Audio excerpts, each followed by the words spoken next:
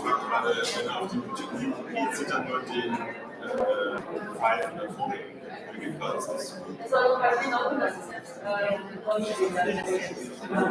you should reload and it should be run fine.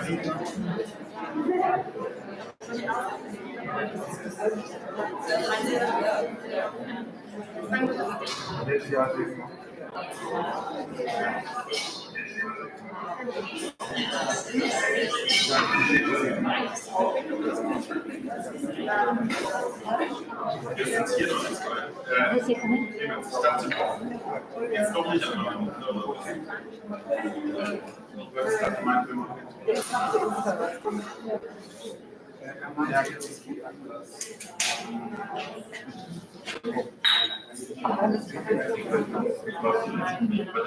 Manfred, läuft das einfach ganz normal?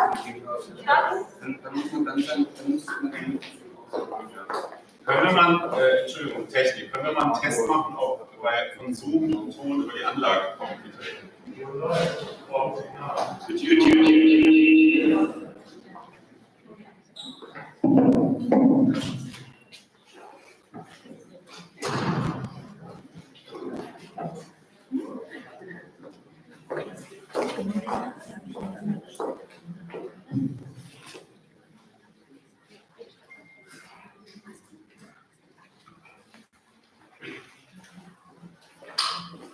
Can you hear us from this microphone?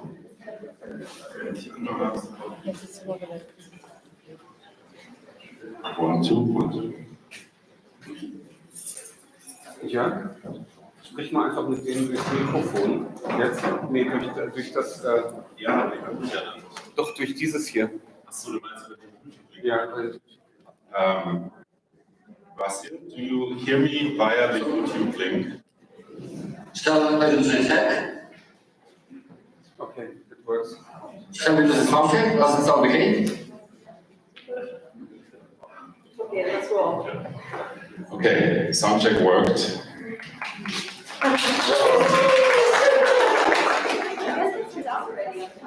Yeah. Okay.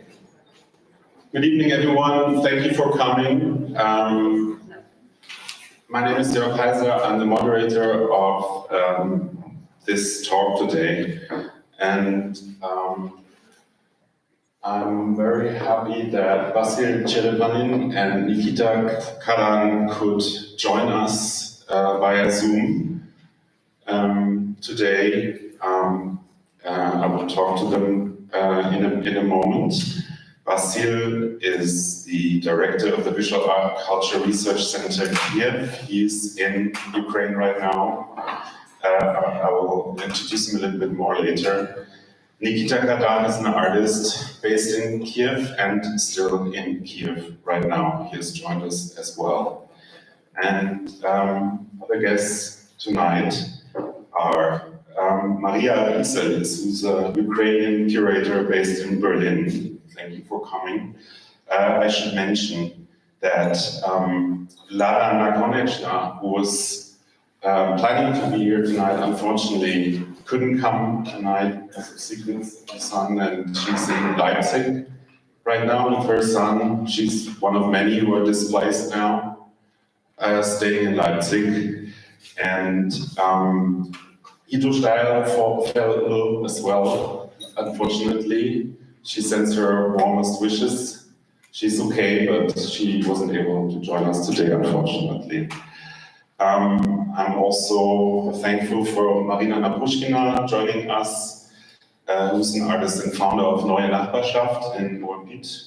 Clemens von Wedemeyer. Clemens Mianito wrote a letter some weeks ago that many of you might have read, some of you might have even signed. And Zoe Claire Miller, thank you for helping to make this happen. Very important work on this. And yeah, maybe you want to shortly introduce also for Baby Car. Thank you guys for coming so much to spend this evening with us talking about some very urgent issues and listening to some people who are most directly affected by them, whose voices we maybe need to hear more of than we have so far in the art scene in Berlin. If anyone is not familiar with the BPK, we're the Professional Association of Visual Artists of Berlin, and so we represent the political interests of artists in the city. And I'm really happy to be able to co-host this event together with his CCA, and would like to let Fabian say a couple of words also, who is so kind as to let us use his space and help organize this. Thanks, Zoe. I'm also just briefly saying hello. Thank you very much for coming. We are CCA, Center for Contemporary Arts, a new space in Berlin dedicated to contemporary art and education. And since we also consider the space a critical space for dialogue, we are extremely grateful for Zoe reaching out to us and co-hosting this event tonight. Thank you very much for coming. I also would like to briefly point out that we have drinks outside at the bar and a donation box.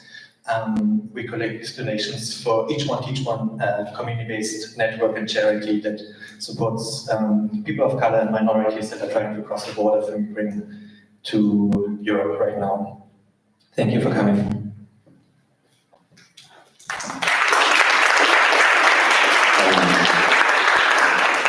Yes, thank you, CCA, also for hosting us tonight.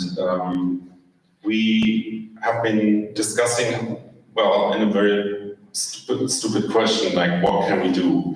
And it's admittedly also partly a helpless question, because the horrific events since the invasion of Ukraine are happening every moment, and every moment things seem to be escalating or becoming worse in many parts.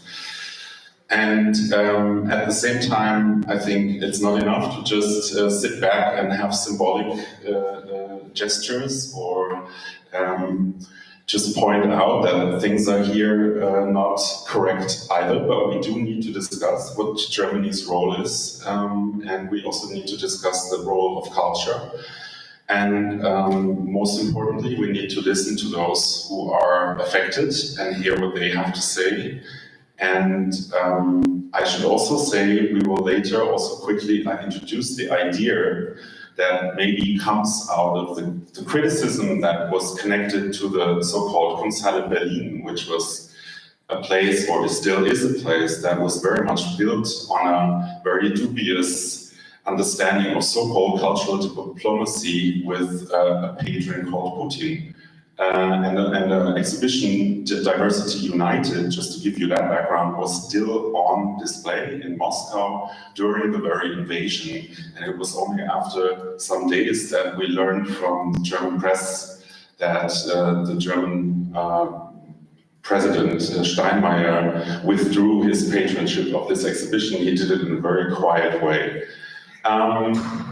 We have to really look closely at these things, but connected to these events that now seem, of course, even more dramatic and bad as they already were before the invasion, we also want to propose tonight to use that momentum to demand a kind of Kunsthalle or art space for excellence, for displaced artists and cultural workers here in Berlin, paid for by those sources who willingly supported previously the Kunsthalle, meaning the political sources, the public money that went into this, and that the city and the state of Germany, the city of Berlin and the state of Germany, but also the civil society, have an obligation to help those who are in need now, not least also in the cultural sector.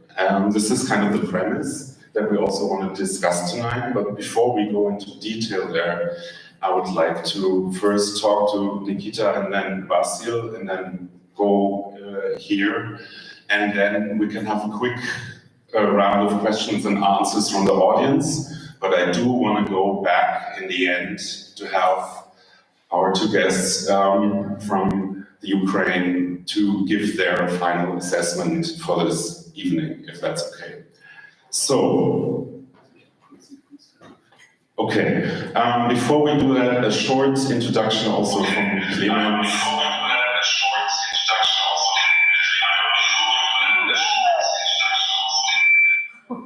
That was interesting. Sorry.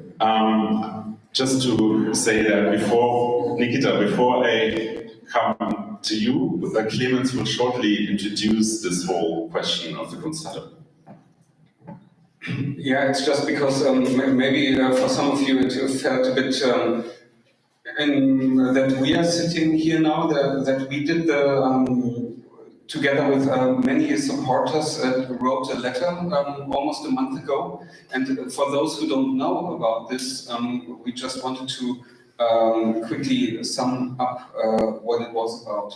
So, less than a month ago, with the help of many others who had led the protest against the Kunsthalle Berlin, we formulated an open letter because we're still are alarmed that the city of Berlin and its officials had allowed themselves to be instrumentalized by private associations and companies like Stiftung Kunst und Kultur e.V., led by Walter Smerling, with private in the background, private companies, etc., that were doing a sort of art washing in the Kunst, and are still doing in the Kunsthalle Berlin, which is in two hangars of the Flughafen Tempelhof in Berlin, central and historically loaded location. Our demands at that point were that the Kunsthalle Berlin should be stopped immediately, to give transparency about the deals between Walter Smerling and the city, a financial review and political consequences, as well as the development of ethical guidelines for future agreements. And this touches also what we're talking about now today, the transfer of the budget spent for Constella Berlin to be given to cultural workers who really are in need for resources and representation at the moment. We did not get yet any response from the local politicians. Only, as Jörg said, Walter Steiner stood back from the Diversity United exhibition. The Kunsthalle Berlin and the international exhibitions also organized by Walter Smerling and Stiftung Kunst und Kultur e.V. before were not just local issues, as we will later hear in more detail. For example, Gerhard Schröder, the former German Chancellor and Nord Stream affiliate, designated Russian Gazprom supervisory board member, hold a speech at Kunsthalle Berlin before the opening at the reception of its main sponsor, real estate developer Christoph Gröner. We remember that Schröder was doing at the very same time the rounds in the media in order to turn sentiment against Ukraine. Gerhard Schröder and other politicians from that network were door openers for Walter Smerling and the private Stiftung Kunst und Kultur e.V. that was and still is, as we know, with Diversity United, engaging in so-called cultural diplomacy in the midst of a worldwide crisis, and since February 24th turned into a full assault invasion of Ukraine by the Russian Federation. Vladimir Putin himself was one of the patrons of the exhibition Diversity United, and was or is still seen at the Tretyakov Museum in Moscow. I will not further talk about all the other aspects of this nearly exclusive male network of politicians, problematic private investors, using art not only as a door opener for business, dirty business somehow, but a manifestation of power relations. I will also not start talking of all the Chinese exhibitions 5 years ago that were already in some kind of a power relation. You can read more about this open letter on eFlux notes, and we will turn again back to the Diversity United exhibition that was at Tempelhof before the Kunsthalle started. Thank you, Clemens. Now, I'd like to ask Nikita Kadan to join us. I will ask a question and then we can switch to your microphone. First of all, Nikita, please tell us a little about your current situation, what your experience personally, but also in a broader sense is right now. And maybe you can then tell us a little bit because you were approached by these curators from Diversity United as well to join this exhibition, and maybe you can tell us a bit about that experience as well.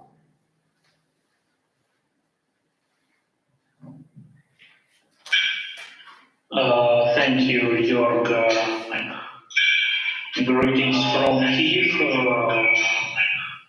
I spent time since the beginning of invasion here.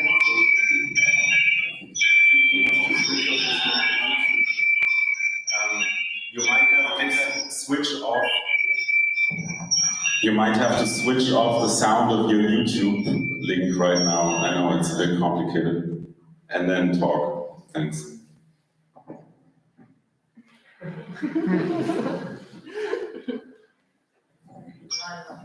Yeah, sorry. Perfect. Yeah, mainly I spent time in one of Kiev art galleries turned to a bomb shelter.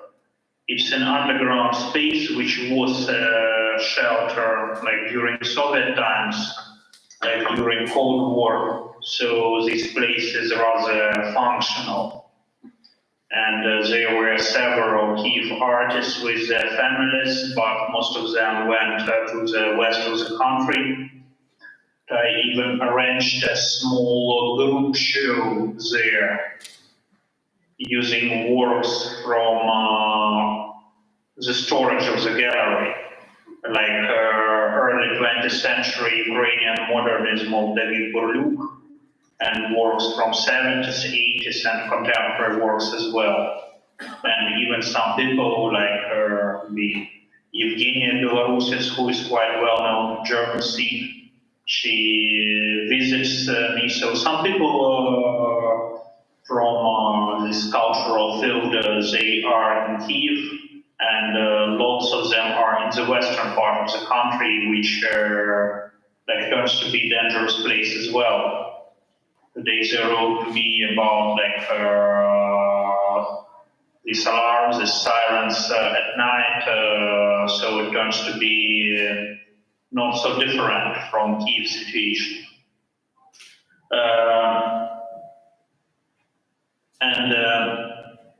Yeah, regarding this Diversity United, yes, in 2020, I got the letters first from, let's say, representatives of a Russian art scene who like were big friends of Ukrainian art community.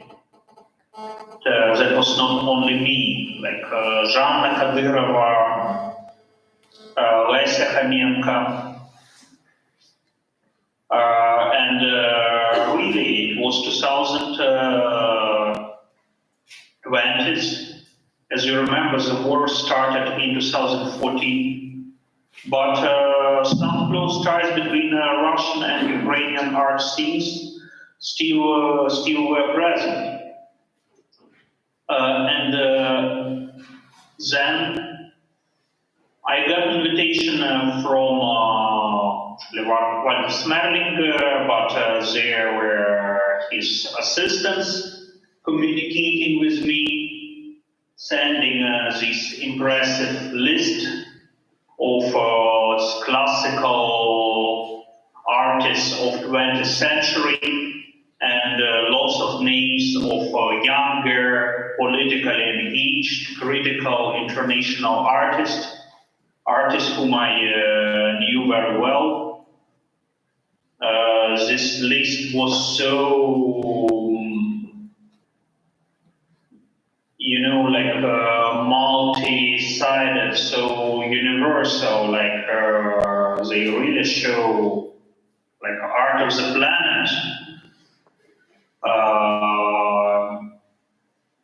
Maybe with the dominance of some like mainly Western names which are on the market. But the list seemed to be really diverse. And they wrote like about how important for them to have my works because they are politically engaged and because they are Ukrainian works and they really need Ukrainian voices. And actually their further movement was showing that they really needed some Ukrainian voice, because when I rejected their proposal, they turned to other artists. They got refusal there as well. They turned to next one. So they just needed to put some like little cross, here we have Ukrainian artists. I got PDF with explanation showing the like extreme scale, this like strength, mightiness, importance of this project. And in the end, there was like after like the end of like 5th or 7th page, there was this footnote in a super small letter that yes, exhibition is under patronage of Macron, Steinmeier, and Putin. Actually, you are lucky if you mention it. And yes, I respond that for me, participation in exhibition under Putin's patronage is unacceptable for obvious reasons. But I wrote this letter in a bit like naive manner, just asking if like my work or work of artists from Ukraine so important for them, maybe they could rethink like the system of patronage and refuse from Putin's present, because they might understand that it cannot be connected with the presence of Ukrainian artists. And I got no response to this letter.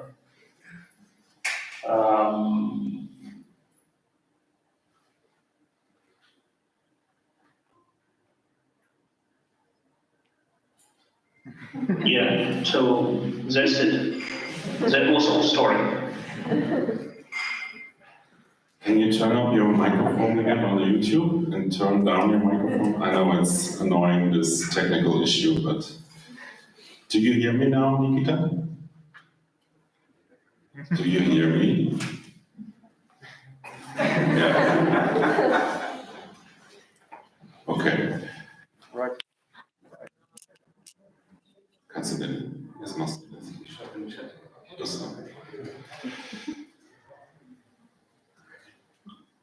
Your microphone now seems to be turned off, at least what I see is this in my Zoom.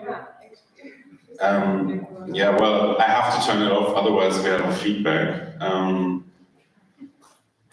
know it's just to explain, they are watching the live stream on YouTube to listen in, which means if they talk, they need to turn down the sound of the YouTube.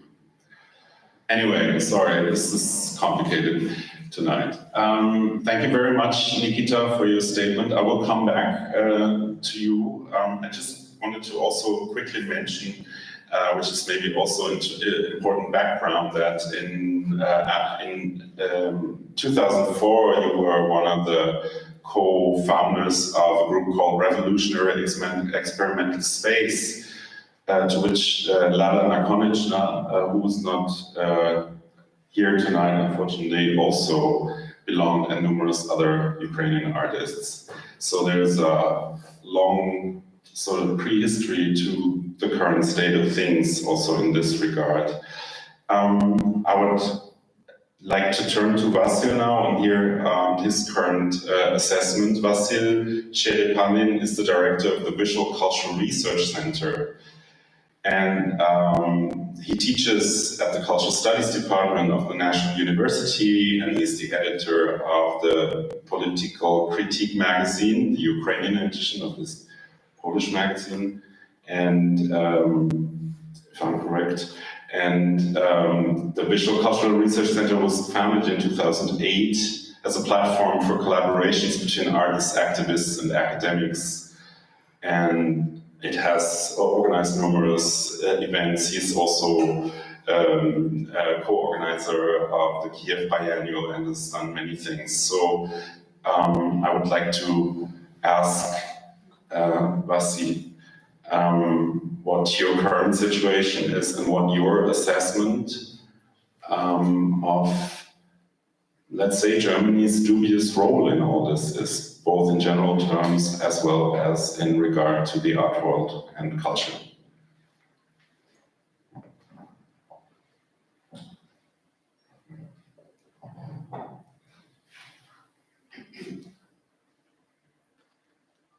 Okay, do you hear me now well? Yeah, perfect. Thanks so much. First of all, I'm really very grateful for this kind of invitation which came from Marina Lapuchkina, with whom we collaborated a lot, including the Kiev Biennale as well. But also, I'm really thankful to York, to Hito, and to Clemens for issuing this statement with regards to the situation around the Kunsthalle Berlin. Because I think that, strangely enough, there are really kind of a very weird overlapping if you like take into account the full-scale invasion and the bombardment of Ukraine, which is just constant on an everyday basis, with the situation that you have in your like pretty peaceful, at least comparatively to our situation in Berlin. Because basically, I think, yeah, that this discussion was organized around this issue that Clemens already presented, and it was rather a pretext, right, to talk about other urgencies and that we face as Ukrainians, but not only, of course, because it's basically. So for me, first of all, I perceive this as a kind of a good sign that we all together, I mean here, like, all those involved in the cultural field in Ukraine and elsewhere abroad, that we finally, at least at this moment, stopped pretending that this war is somebody else's war. So that we are all engaged in this situation, just in different manner. And I think that the problematic field around that you, in your official sort of letter that you are voicing, around this newly emerged cultural space, is basically mirroring, like in a sort of drop in the ocean, mirroring the general situation, because it's basically you have the same forces and the same actors who are behind all of these cases in a way, because the problem with the Kunsthalle became possible for the same reasons that the war in Ukraine became possible, unfortunately, and or rather war against Ukraine.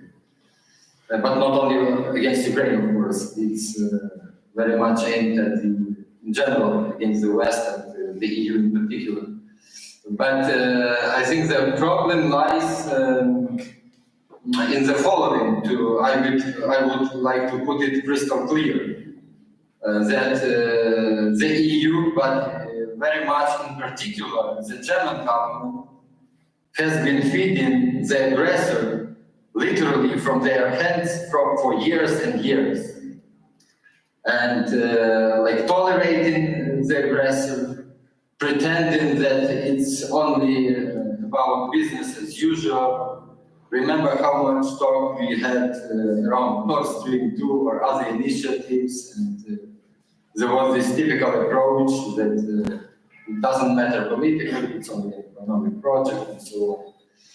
So I think that it's not only just to blame this as this kind of from an ethical position or from a moral position with regards to this kind of cynicism and so on. This is like obvious, and this will be, has been and will be, of course, calculated, even not depending on us, ourselves.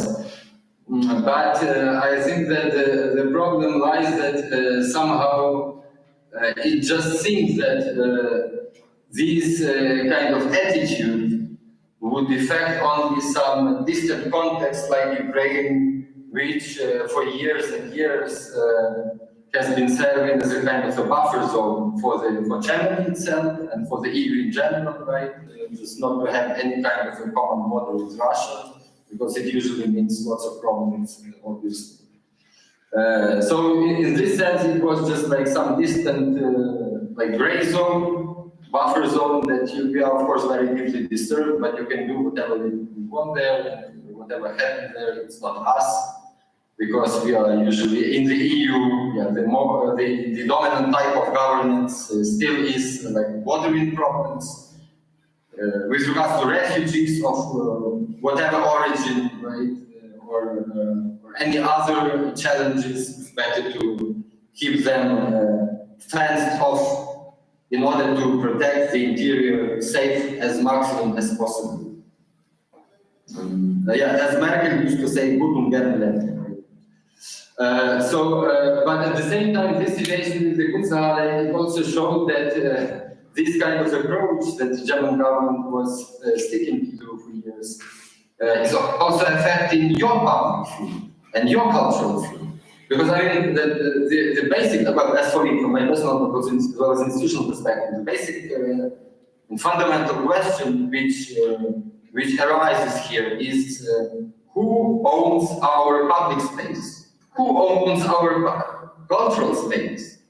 Because behind that, there are the same money laundering and oligarchic structure mechanisms which are behind the war itself. Right? So it's basically, you have just, it's only because of the cultural field in Germany, which is of course very autonomous, professionalized, with lots of institutional protection around, which allows to exercise still some freedom.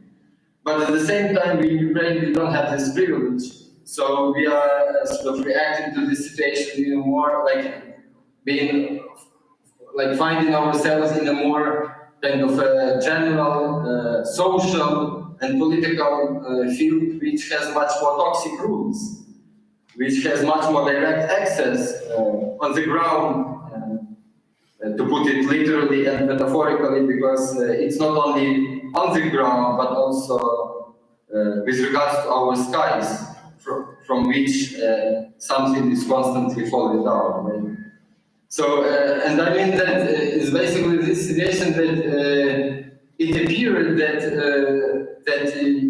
to a certain extent, of course, we know that the German culture of direct action even, in a political sense, in order to, at least discursively, to reclaim this.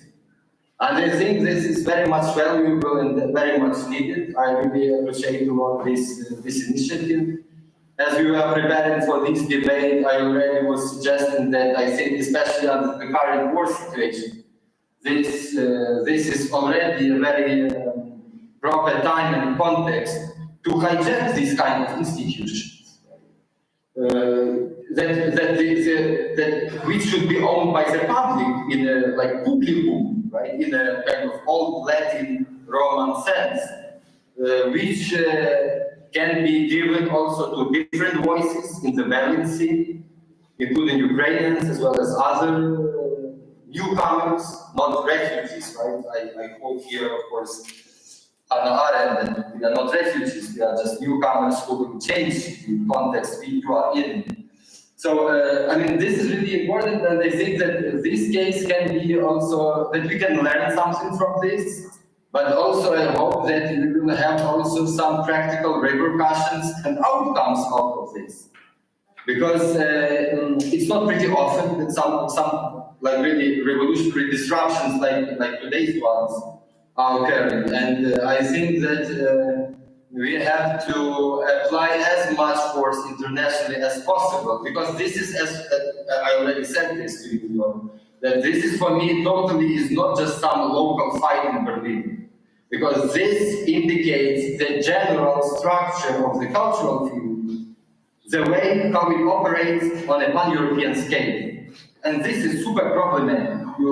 Nikita already mentioned those patrons who were in charge of this diversity, united or whatever. I really like, I mean, this is for me very striking, like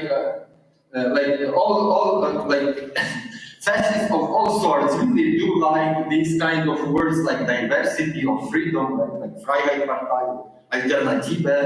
They all are up to alternative, to freedom, to diversity. This is really, I mean, this is from the 20th century basically political practice. But I think, like through this case, I think it can serve for us collectively, I hope, as a kind of institutional vehicle to push the problematic field forward, really, and to change the structure of the cultural field that we inherited in a way.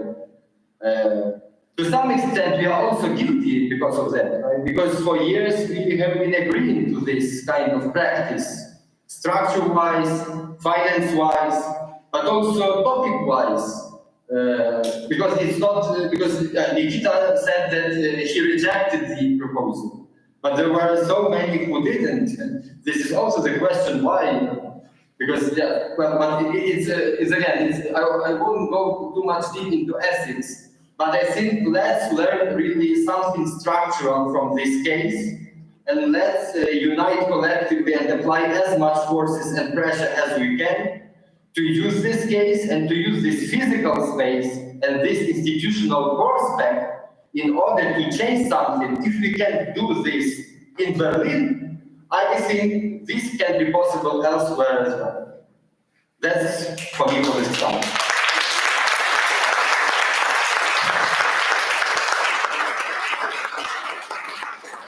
Thank you so much, Nikita and Basil. I will return to both of you. I think these were very strong statements that have also highlighted what we in the importance, like Basil also said, this is not just some small local affair, it's something like a symptom of a very large question, how culture is implicated in geopolitical, aggressive, autocratic and industrial military ventures, and how we need to address that in the art world and in the cultural scene, A, and B, how can we help those who have been on the receiving end of this, in the negative sense, in the receiving end as being displaced or being now in a war zone. And this also affects culture. And I would like to go on and talk to Marina Napushkina, who's been living in Berlin for a long time and since I think 9 years runs a Neue Nachbarschaft, new neighborhood, Verein in Moabit. Maybe you can tell us briefly a little bit about it, because it gives some background of your approach, and then maybe you can also say something about what you think about this idea of a Constella in exile. Kurz es gibt ein Mikrofon auf dem Podium, die alle missieren können. Okay. Gut, ich habe jetzt hold this one and Neue Nachbarschaft Moabit was founded 2013. I co-founded it on this reason that of missing infrastructure for people who are displaced. So we started in 2013 and we had a lot of work all this time. This is, I think, this what we are also continuing talking about this. On this place, I would like also to bring the voice of Vladimir Putin, the artist who is couldn't be today with us. We discussed on Friday, prepared to this event, and she talked a lot. She talked also that she was also reading the invitation to take part in this exhibition, Diversity United, and she also emphasized that a lot of artists from Ukraine were asked and they refused. So I think this is important to tell. And as we discussed what has to be done today, and from Lada's perspective, and I think as we also discussed all together, there is very clear idea of what people who are displaced and also people of culture field or art field need. support, but also infrastructure support as a collective, as an initiative, as an institution. So that's why this idea to support not single artists, single creators, single culture workers, but support the structure that makes I think the continuation of work possible. And this time, that we somehow all get used to the notion of displacement, but the infrastructures are still separating people as single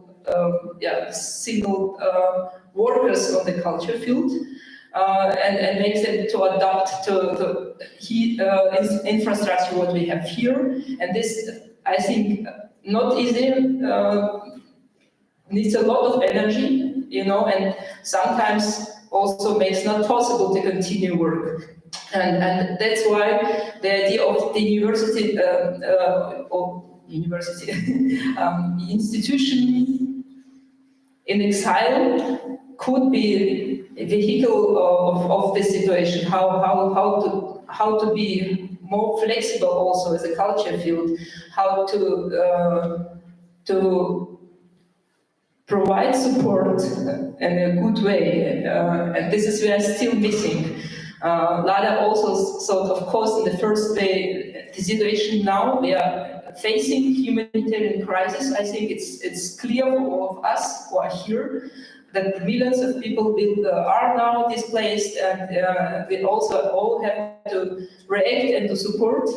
For some people, as Lada mentioned, who worked internationally, has some friends and in professional field, they even maybe get easier support. But for a lot of now women with children, families, and so on, older people who arrived here without any possibility, they have to provide a structure. And I think also this is what also as a single individuals, but also as our institutions, we can support and think about this, how to organize it. And as a father think, I think it's important to think how we can support. The idea of, institution in exile, it's not about the nations and about, they have to create a structure which is flexible in the culture field, and which can deal with the notion of displacement. We are facing political crisis. People are displaced because of the war, because of repressions, and also climate change. So this always coming, and I think we have really to think about the answer and how to react and how to be prepared. Thank you very much. Marina, what I want to emphasize what you just said also is really this point that we need an infrastructure, not just individual help for people, right? Because that's an experience you've made, that people come here, some of them are fortunate enough to get some stipend aid or some other kind of help, whereas others don't. But in any case, they're always kind of sort of atomized and of course left to their own devices in sense of networking and stuff, and that there is a real potential in creating infrastructure and giving people infrastructure basically, or allowing people to take over spaces and budgets. And Ito Style could have expanded on that today, maybe also in regard to, for example, Vienna, who already last week, I think, introduced a 300,000 euro program for the current displaced people who are already in Vienna or are still coming there. This is also mainly, I think, stipend based, but at least it's a start. I don't have heard yet of similar programs here. Maybe there are some, I don't know. Do you know more? There's a program in Leipzig which is completely also founded by volunteers and individual persons, but now building up a network of institutions, Leipzig-wide, sharing information, collecting needs, providing spaces to sleep, but also to work for studios, to share studios, to bring institutions to that they open their doors. For example, the Academy of Fine Arts, HGB, but also the museum etc., so that they are aware and made aware of the situation, and to have a structure which is indeed flexible, I think. But let's see how it continues. Yeah, at this point, maybe I want to bring in Maria Iselis, who's a Ukrainian-born curator based in Berlin. Let me just allow me just to open up my PowerPoint so we can see also your notes. Yeah, thank you so much. Yeah, for this opportunity. I don't have a statement from myself because I was just added to this panel very recently. But I would like to use this opportunity to actually talk about people. We just talked a lot about displaced people or the newcomers. I really like this term. But I think it's also very important not to forget the people, cultural workers who are still in Ukraine, and that's why I would just like to introduce you several.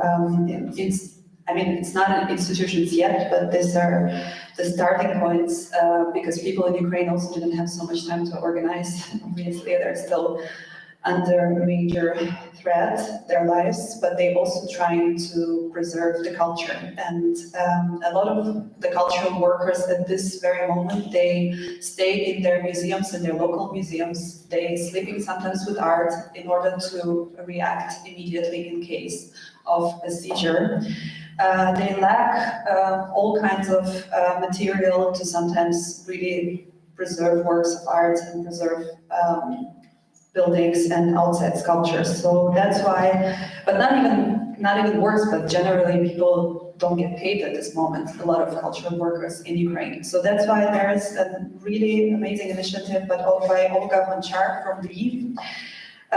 They created a whole structure, basically they're in constant contact with people in the smaller museums, which don't even sometimes have a website, and they collect money and basically trying to help help those people to continue their amazing work.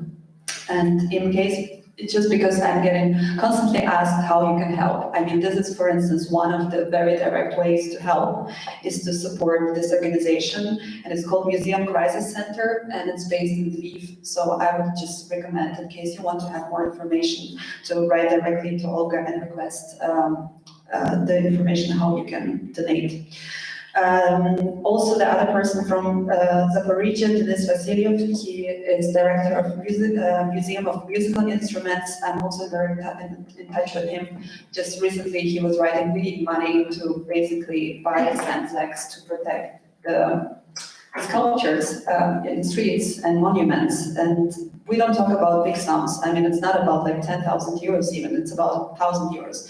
But this money is not directly accessible. There is also not an easy way to send the money. So there is a need for infrastructure, for sure, in order to be able to make these donations and this support possible on a very regular basis. Also, what is important is that we're not talking about the one-time donation, because these people need constant help, and it will be for months. It could be for months that they will need this help. That's why I think it's important to have a structure which will create the support.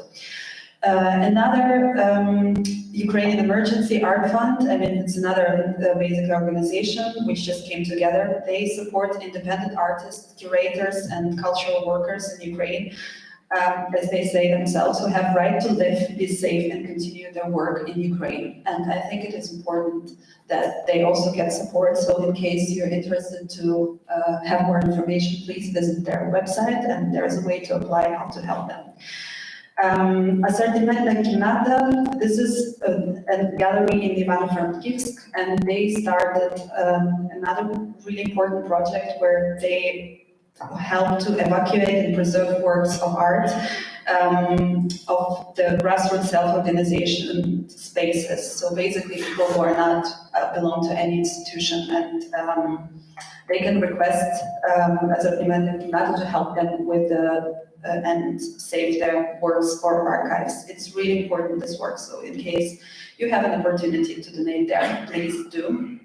And the last one I would like to present is a really beautiful starting project of Lesa Homenko, who I think was already mentioned today.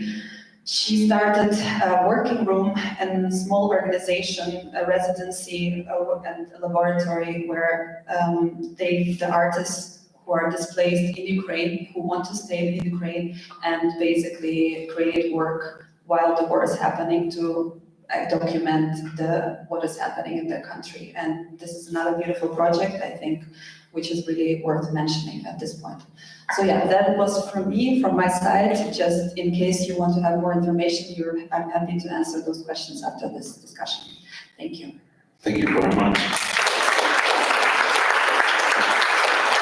Let me ask one question though, because briefly in preparation for this talk, we talked about an idea that has been put forward, let's put it this way, that institutions that are willing to help in one way or other could put loan requests to institutions in the Ukraine and thus allow work from the Ukraine to be shown outside of the Ukraine now, even if it's possible, if it's difficult or sometimes impossible to actually realize this, but to, you know, create a sort of contract that would allow that kind of support.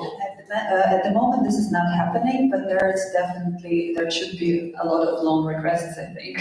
I think it would be nice to ask Ukrainian institutions to loan the works in order to present the Ukrainian culture outside Ukraine. That would be something beautiful, but another beautiful attempt to support the culture of work outside of Ukraine, for sure. Yeah, I think this goes to everyone who's involved in any institution that is able to do that. And also, it could be one of the things a Constella in exile could do to save work, to save artists, to save the people connected to it, and provide a structure. I think we've reached a point where we've kind of mentioned all these things. We had the statements from Nikita and Basil. I also just wanted to mention one more thing, which you might have noticed just when you got in. We've decided to ask for donations for Each One Teach One, which is a Verein here in Berlin, helping displaced people, not least people of color.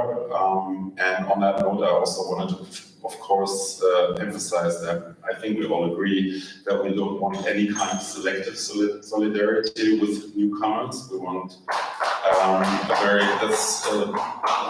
should be a clear point. This is why we decided that, one of the reasons. I think Hito initially wanted to elaborate on that more, but I think we have so many statements already now that I want to give a chance to the audience to make statements or add questions or any other kind of comment. But please keep it short if it's possible. Just a very short, Maria, could you share your slides or Yes, of course. addresses Yes. to your Yes.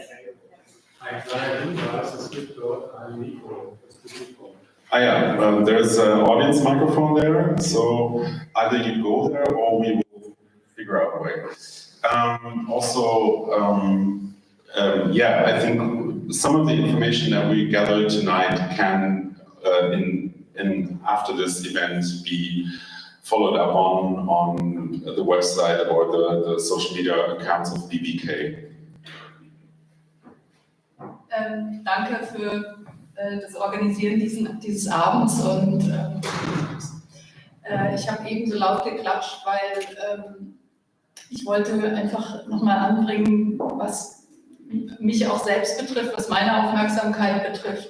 Ich bin immer so ein bisschen peinlich berührt, muss ich sagen, dass nicht nur haben wir 2014 das nicht so richtig registriert, dass Putin schon kriegsmäßig unterwegs war, aber auch die Flüchtlinge, die 2015 kamen, sind auch Opfer von Putins Gewalt. Und ich denke, was immer jetzt ins Leben gerufen wird, was immer organisiert wird, es muss wirklich für alle offen sein, für alle Newcomer.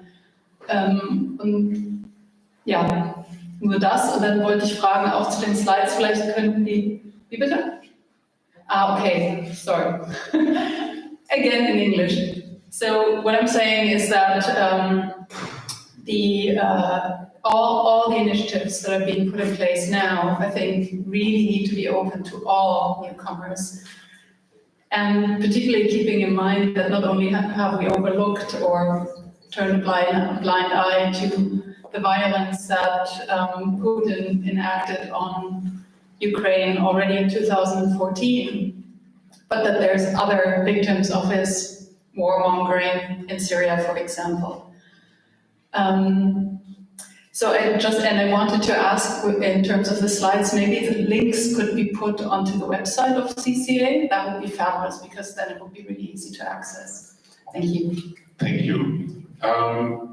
Just wanted to point out that's one of the reasons I think we talked about Neue Nachbarschaft, because that's a kind of model for this, and it is indeed open to all newcomers, right?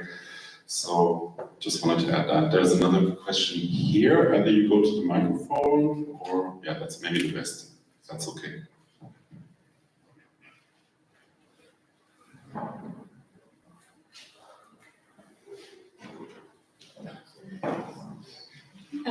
I just wanted to say that I work for the organization Artists at Risk.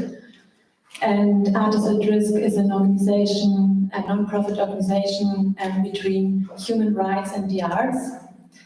And we are actually working for finding places for displaced artists for many years already. And of course, right now, our institution has a lot of work to do, as you can imagine. And we also receive actually hosts from all over Europe, so it's really great. And I just wanted to mention that Artists at Risk exists, and many people come to us with the request or with the offer of their hosting organization, which can be a professional organization or also a private home with a studio. But of course, it's all made for artists, so I just wanted to mention this. If you can offer anything, just come to Artists at Risk, and maybe we can also add our email address to the website. Thank you. Thank you. Yeah. Important work by Artists at Risk. That's right. I just wanted to mention one more point that I think Hito would have mentioned, and I think that's an important point, because, like Basil said earlier today, there is an underlying structure that is pan-European, if not pan-global, in terms of how a good part of the art world is run and is directly inflicted. And I always have to think of this famous quote by Jeremy Della: "The art world is a great place to meet retired art counsellors," only to add that they're not retired. And that this also means what Hito defined as oligarch swap, because that's another danger now, that their art world will turn, well, then okay, no Russian oligarchs, let's turn to Saudi oligarchs or American oligarchs or wherever they come from, people who are involved in these kinds of politics and in these kinds of industries. And it's something that we shouldn't see only as one incident, but see as a structure. And the infrastructural aspect is something that we have to keep in mind. Zoe. Yeah, we have a question in the YouTube chat, which was addressed to Basil and Nikita, that said that beyond all of the culturally and art-specific aspects of this discussion, there's the fact that there are people in a war right now, and just on a wider level, what their requests or what they would advise or what they would hope that we could do in this situation. So I'm not sure if we're collecting more questions for them until they talk again, but that would be one to put on the list. Thank you very much, Zoe. It's a very valid question that indeed I will take note of. Any other statements or questions that could also be put to Basil and Nikita? I just wanted to say something about the newcomers and the emphasis that Basil put on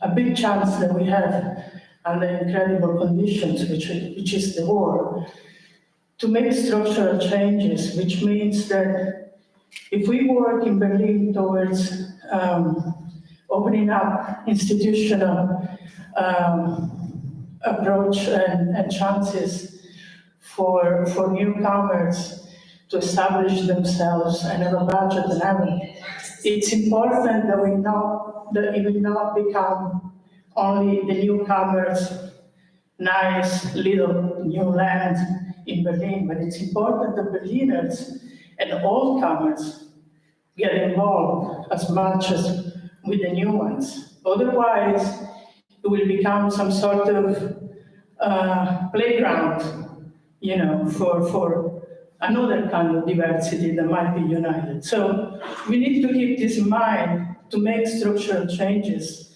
and really understand how to also bring back the word peace into the agenda. Peace needs to be together with decolonization and dispossession and all the wars that we've been dealing with for the last few years. Because what they are dealing with directly and what everybody else is dealing with was just unimaginable until yesterday. And we need to face that and get that here and make it work differently, starting with the language also. Thank you.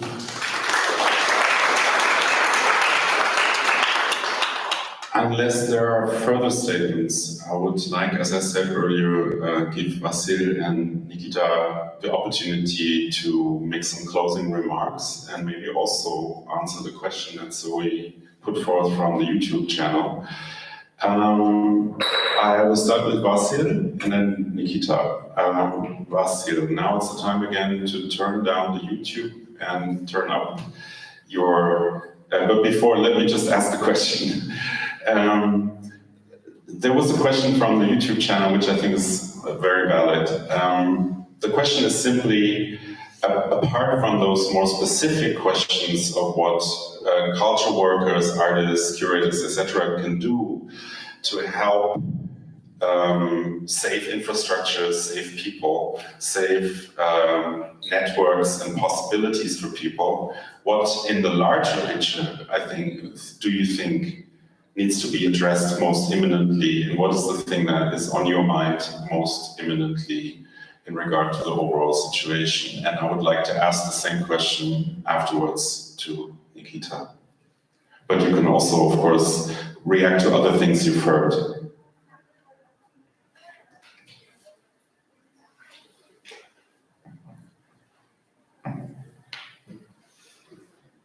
Yeah, right. Thanks so much. Now it's okay, right? Do you hear me well? Because I was writing down everything what was proposed to discuss and all the questions. Yeah, definitely. So first of all, there were already several questions or comments regarding the structural dimension of all these challenges and issues that we are discussing, like what Nikita Kadan regarding swamp. Yeah, that's. I think, like, be it a war or like, or if it's about the Kunsthalle itself or other issues in that sense, I think we have to prepare to be ready for the long run, right? Because it's not even just some months that the situation will change. I think we have to take into account that what lies ahead of us. Well, of course, nobody knows. But basically, it will take years and years, in order to at least to shift or change the situation fundamentally. I'm not even referring to establish any kind of peace at the near future. It seems like it's not very likely. And so, in this sense, obviously, we have to be ready and to be prepared to take on this infrastructural aspect, because definitely it's not something that the locals can provide or give to the newcomers or refugees. Like it's not about some symbolic zoo that we are just pretending kind of a cultural playground for the newly emerged initiatives, and we are so kind that we can host them and so on. Of course, it's a joint, collective, long-lasting hard work, because this is the essence of any political liberative action, right? Because otherwise, it's just, it will be short-lived, and it's even not worth to be involved in that. So that's definitely the case. So if you are not just playing around and, you know, like pretending to be these radical strict revolutionaries, if you really take this seriously, institutionally, structurally, we have to establish certain mechanisms, but also which will be really realistic enough to be imposed on the already existing structures in order to take them over. Because otherwise, it's not going to work at all. Yeah, I mean, let's take it seriously.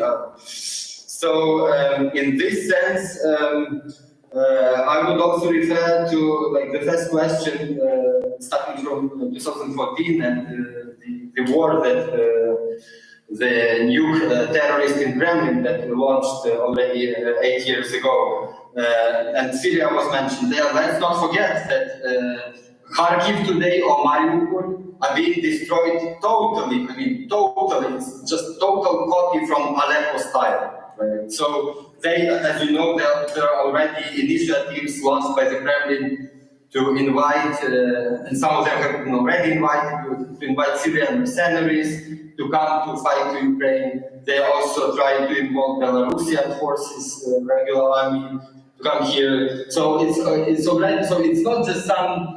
In this sense, you know, because there is this kind of. I really have to say this because what I'm constantly encountering, like with my communication with the Western counterparts, there is this kind of Western problem, and by the way, the privilege as well, of hierarchizing or prioritizing different refugees, you know.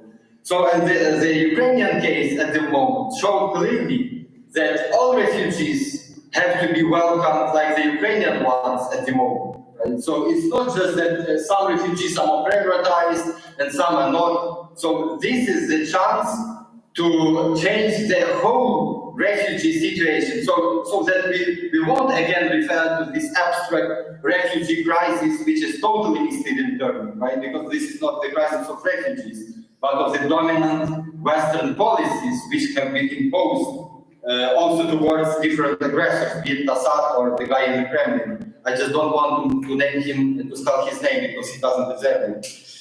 So let's not forget that you know, it's not just some kind of inner discussions within our cultural comfortable circles that we are just contemplating about, because these kind of discussions don't add any, don't give any added value to those liberated fights in all those respective countries.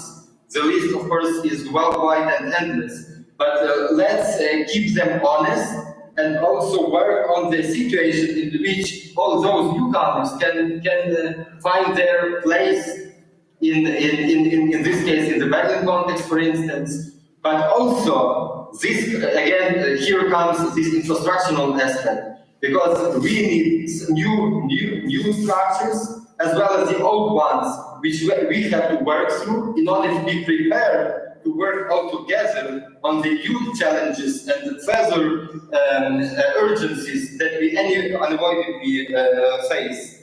And also, because one of the participants was mentioning different initiatives, we also, on behalf of the Kyiv Biennial, just recently launched the Emergency Support Initiative, also aimed at helping those artists and cultural practitioners who decided or had to stay in the country and couldn't leave Ukraine. But also, I think what is also very interesting, and we are also trying to support that and work with that, that there are also now new activist-based groups. They are, of course, not institutionalized yet for obvious reasons, who are concentrated on documenting Russian war crimes in Ukraine. Hope sometime it will be part of the court case against the Russian Federation in The Hague. But I mean that they are collecting various evidences, mostly visual ones, from different public as well as private sources. I think this is also very interesting and something to be kept in mind. Also with regards to, yeah, of course, the internet is not just flooded with different videos and photos. But sometime on, I think there will be a really critical need to look this backward in a way, to analyze what has already happened. And last but not least, maybe the most important ones, we as again, speaking on behalf of the institution and having collaborated for so many years with our Western as well as Eastern partners,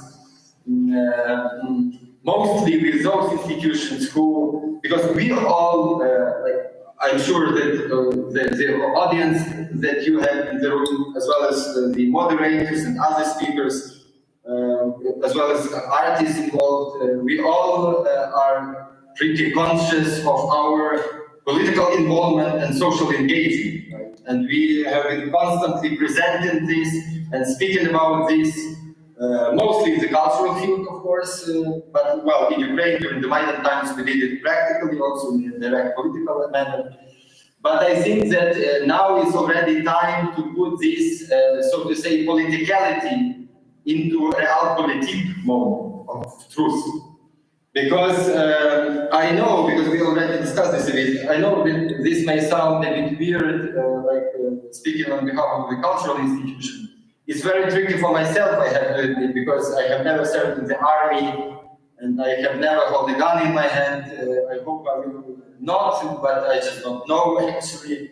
But I think what is really important, because we do appreciate really a lot, and because without that we wouldn't survive, obviously, this humanitarian intention and solidarity support and all the varieties of help that the Western counterparts, institution-wise or finance-wise, can provide for us. But let's not forget that the main battlefield, because we are all at war now, we like it or not, but it was also imposed on us. We are all on the battlefield. But unfortunately, the main battlefield is a military one. So I am, as well as Nikita, we are just privileged enough to have light here, to have the possibility to talk, because we don't know whether we will have this privilege tomorrow or the day after tomorrow. So let's not forget that this became possible only because the Ukrainian soldiers are fighting militarily on all the front lines around the country. So I totally understand the typical German traditional approach toward this, right? Not only a German one, of course. In general, the European one, and even the NATO one. So I understand this totally, but again, we don't have this privilege. So we have this privilege for the moment, for the time being, but we are not sure about this privilege later on. And this is only thanks to the Ukrainian regular army and other formations and battalions that we have. We can like it or not, we can be as much peacemakers as we can. But because there was also this moment that let's bring peace to the agenda. Of course we have to bring peace. But in order to bring peace back to the agenda, you have to stop the war. Let's not forget that we cannot claim justice until injustice is overcome. So this became possible only thanks to the Ukrainian soldiers and the Ukrainian army. So in this sense, what I'm claiming and what I'm appealing to anybody who is in the room and to anybody involved in this event and elsewhere, that we have as the institutional representatives to put as much pressure as possible on our respective governments, especially in the Western Europe, to help Ukraine militarily and substantially, because without that we just wouldn't survive and we wouldn't have even this kind of privilege to take any kind of cultural projects in the future. This is just because I wouldn't say that this is not now time for culture. It is all the time is the time for culture, even during be it the revolution or the war. But let's not forget that militarily fight is the most important one, fortunately or unfortunately, but this is the main thing. So if anybody in the room or anybody here involved can consider this as a proper approach, please, let's make our institutional statements or any kind of public appeals to put as much pressure as possible to help Ukraine militarily, because without that, there wouldn't be any Kyiv by any art field here, anything. It will be just because sitting here, what we basically observe from the outside world, that the outside world is looking at Ukraine and just how we are silently being exterminated, right? But we are of course opposing as much hard as we can. But at the same time, let's not forget about this moment, right? So in this sense, don't forget also to donate to the Ukrainian army. It's pretty easy to find on Google. Thank you so much.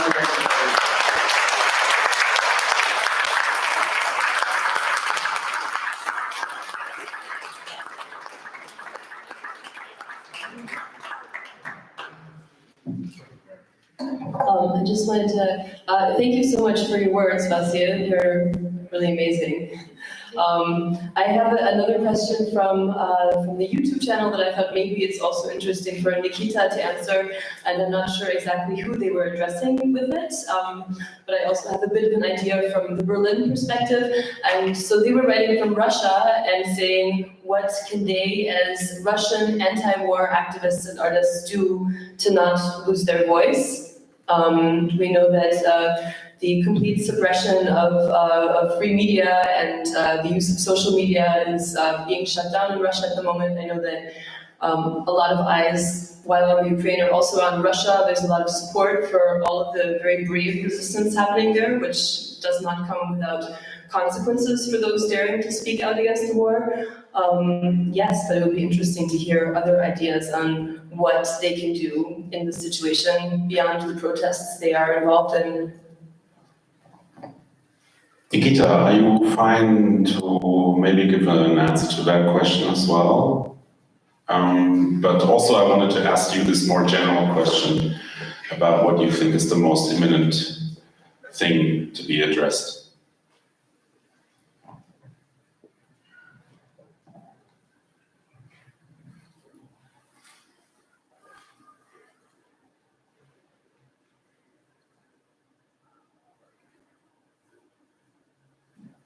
Yeah, thank you, Jörg, and thank you, Vasil, for your speech. What is most general, if the question is connected with the role of culture, I would remind this message, which is quite often present in the discussions about Ukraine, how West could help. And if you treat this help to Ukraine as a form of political charity, yeah, then it immediately leads to the sharing Western resources with Ukrainian refugees or newcomers, including those from cultural sphere, and sounds very obvious. Some poor and hungry people came, and if you can host and feed them, then you are good, kind people. That's really nice of you. But if we treat it as our common struggle, if we understand the situation as a fight of Putin's extreme right-wing regime against democratic values and against real, not smatterings, but real diversity. And if we just listen to Kremlin's anti-European, anti-Western, anti-democratic rhetorics, we should understand that our common house is burning. Not only Ukraine is on fire. But okay, they exterminate us just in front of your doors. Just currently in a moment, like you're fine, you're inside of the apartment. The doors are closed. The crime is just in the yard, in front. But look at like Putin's strategy of last years. He always speaks about red lines, but he crosses all the red lines himself. And like, be sure, he will enter your door. And maybe it would make sense while the fight is outdoors. Maybe just speaking very pragmatically, would better to go out and fight together because, now sides in fight are very different scale. It's very obvious if, like the rest of the world will like decline supporting Ukraine. Ukraine will be immediately like just smashed. So, if we treat it as our common struggle, if our common self-defense, then strategies in culture should be the same. Then Ukrainian artists and cultural actors should be invited not as like objects of Western charity, those who like benefit from your like prosperity and kindness, but like those who have quite special, unique experience now, and somehow this experience can be used in a common struggle.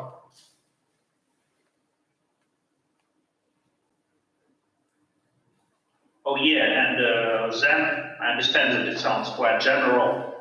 But we should be in search for a proper institutional forms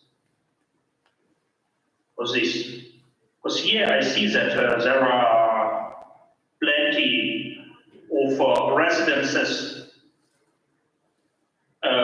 in the West for Ukrainian artists, and actually a lot of like Western people, they still are writing me proposing the place at these residences, like they still don't know that people of male gender are not allowed to go out of the country. But okay, I sent this invitation to like my female colleagues, and some of them got these residences, and they can stay and work and like try to overcome their terrible stress of fleeing out Ukrainian border in a crowds and crowds queuing on the borders. Like I see the second step will be like be quite well attended, popular big shows of Ukrainian art. Like this Ukrainian art, which you can get through web transfer, or those artworks which can be reproduced according to the sketches sent from our bomb shelters, or maybe even some works which are in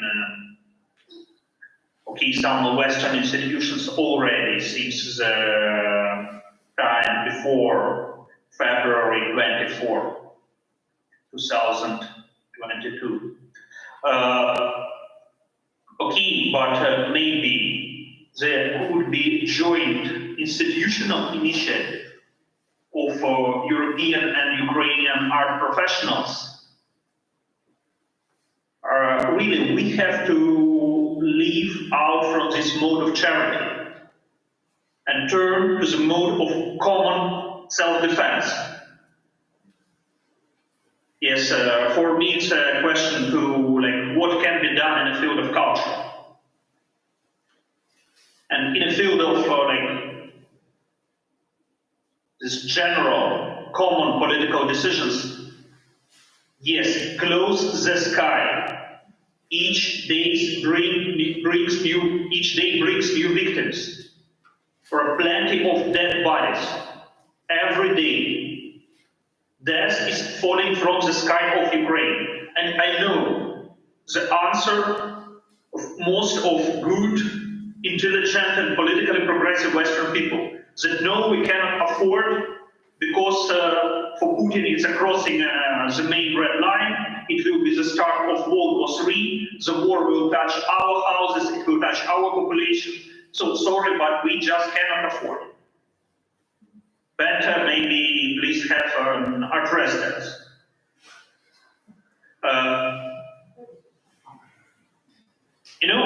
During all these discussions about closing the sky above Ukraine, there's one phrase attacking my mind all the time. Just, we are the price. We are the price paid not just for your safety. It's not the real safety. There will be no more real safety. Sorry to say this. No, we are the price to pay just for postponing the catastrophe. So maybe it will happen not tonight, but maybe tomorrow or even day after tomorrow. And now we are just murdered in front of your door. So then Putin will step in a bit later, maybe. But maybe there is a chance, to give us some little, I don't know, hammer through the cat's door, even not opening the door to your apartment, to help a bit in our self-defense. And next step is a practical, not rhetorical, but practical understanding that it's our common pragmatic interest to defend ourselves from Kremlin mania and his extreme right-wing regime. Thank you.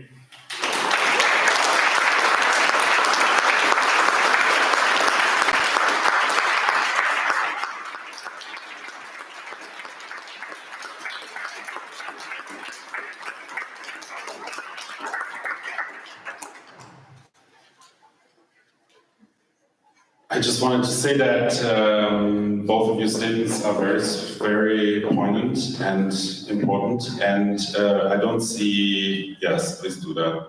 I don't see how we can add anything to that at this point, so we want to thank you very much for joining us. And maybe just one point, that Lviv is not far from here. It's closer than Paris from Berlin, and Kiev is also not so far from Lviv. So just you have to see and listen. Yes. Okay. Again, thank you both so much for joining us, and I think this has resonated here, and I feel silly saying I wish you all the best, but I think I do. And I think we all do. So stay strong and stay safe. Thank you so much. Okay, thank you.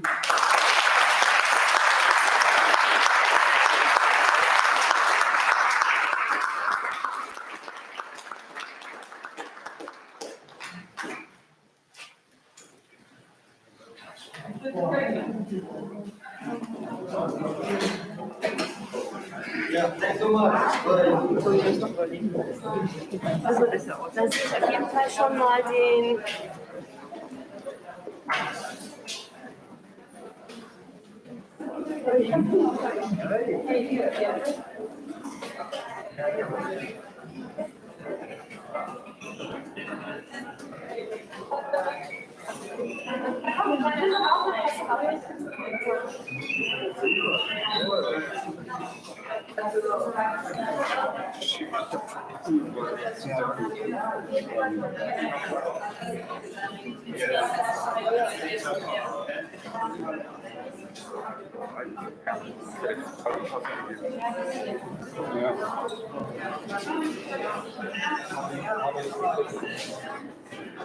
Ja.